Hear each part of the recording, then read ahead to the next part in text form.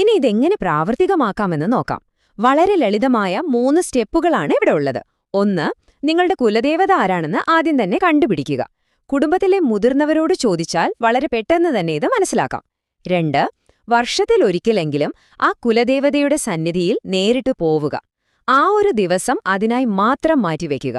അത് കേവലം ഒരു യാത്രയല്ല, നിങ്ങളുടെ വേരുകളിലേക്കുള്ള ഒരു തിരിച്ചുപോക്കാണ്. 3. കുലദേവത നിങ്ങളിൽ പ്രസാദിച്ചിരിക്കുന്നു എന്നുറപ്പാക്കാൻ ചെറിയ എന്തെങ്കിലും വഴിപാടുകളോ പ്രാർത്ഥനകളോ നടത്തുക. വലിയ ചിലവുള്ള കാര്യങ്ങൾ ചെയ്യണമെന്നല്ല, പൂർണ്ണ മനസ്സോടെയുള്ള ഒരു സമർപ്പണമാണിവിടെ പ്രധാനം. ആർക്കും വളരെ എളുപ്പത്തിൽ ചെയ്യാവുന്ന കാര്യങ്ങളാണിത്.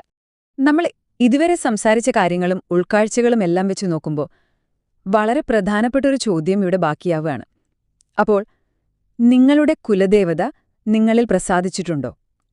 ഒരു നിമിഷം നിങ്ങൾ സ്വയം ഒന്ന് ചോദിച്ചു നോക്കൂ. നിങ്ങളുടെ കുടുംബത്തിന്റെ നിലനിൽപ്പിന് തന്നെ കാരണമായ ആ ആദ്യത്തെ ദേവതയെ നിങ്ങൾ വേണ്ട രീതിയിൽ പരിഗണിക്കുന്നുണ്ടോ? പലപ്പോഴും മറ്റു പല കാര്യങ്ങൾക്കും പുറകെ ഓടുമ്പോൾ നമ്മൾ നമ്മുടെ തന്നെ അടിത്തറയായ ഈ ശക്തിയെ മറന്നുപോകുന്നുണ്ടാകാം. ഈയൊരൊറ്റ ചോദ്യം നിങ്ങളുടെ ആത്മീയ അന്വേഷണങ്ങൾക്ക് പുതിയൊരു ദിശ നൽകുമെന്നും നിങ്ങളുടെ സ്വന്തം വേരുകളിലേക്ക് തിരിച്ചുപോകാൻ നിങ്ങളെ പ്രേരിപ്പിക്കുമെന്നും ഞാൻ കരുതുന്നു. ചിന്തിച്ചു നോക്കൂ.